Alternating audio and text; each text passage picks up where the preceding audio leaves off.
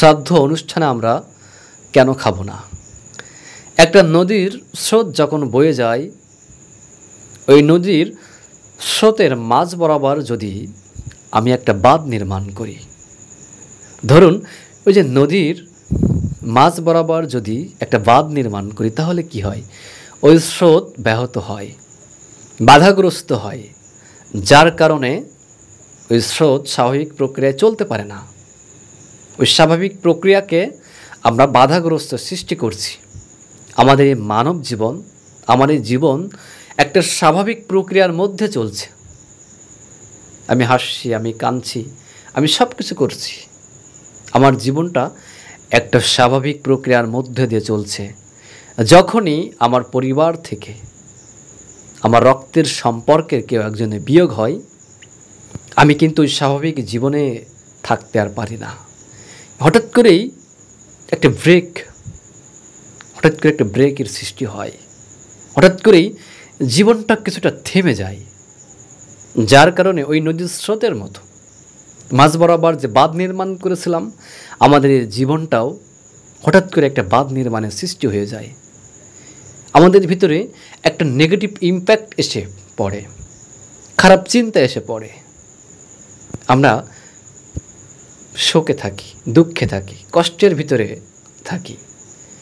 ওই সময়ে যদি আমার এই শ্রাদ্ধ অনুষ্ঠানের ভিতরে যদি আমি আত্মীয় স্বজন, পাড়া প্রতিবেশী যারাই খেতে আসুক না কেন, আমার ভেতরে যে নেগেটিভ ইম্প্যাক্টটা পড়েছিল, ওই নেগেটিভ ইম্প্যাক্টটা ওই সমস্ত মানুষের ভিতরে চারিয়ে যায়, ওই সমস্ত মানুষের ভিতরে প্রবেশ করতে থাকে।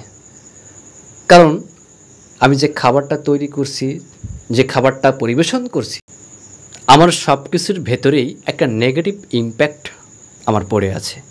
আমি যখন একজনকে খাবার পরিবেশন করছি, খাওয়াচ্ছি, ওদের ভিতরেও আমার যে শোকের একটা ভাব, ওদের ভেতরেও সেটা খুব সহজে ঢুকে যাচ্ছে, প্রবেশ করছে।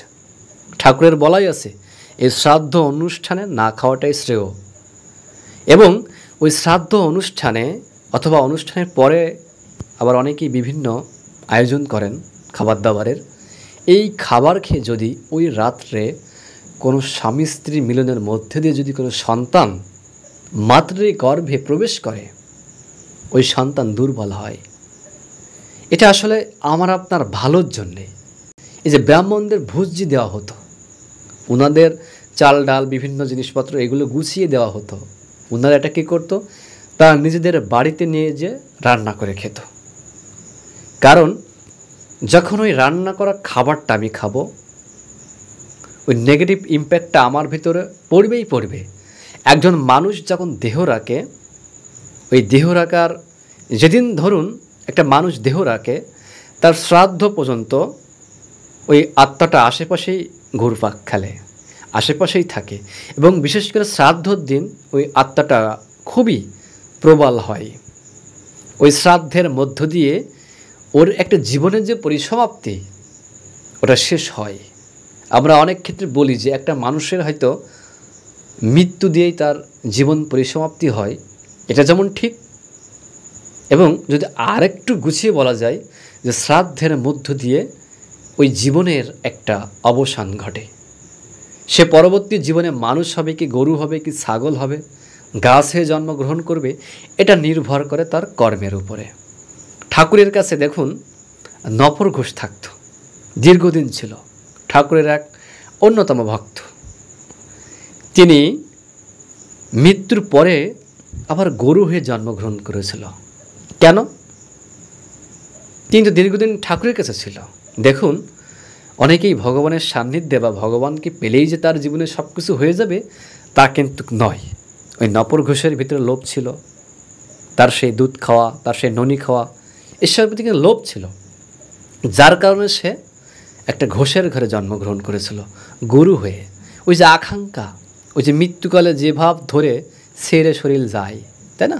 ওই যে মৃত্যুর সময় যে ভাব, যে চিন্তা করতে করতে মৃত্যুটা হয়, পরবর্তী জীবনটা কিন্তু ওইটাই শুরু হয়। যদি আমি মৃত্যুর সময় ধরুন কোনো একটা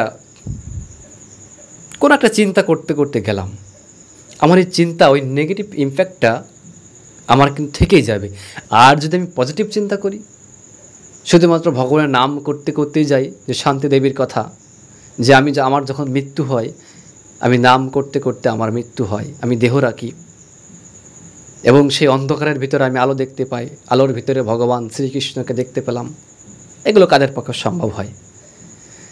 যাদের সাধনা স্তর ওই পর্যায়ে আছে, তাদের দ্বারাই কিন্তু এইগুলো হয়।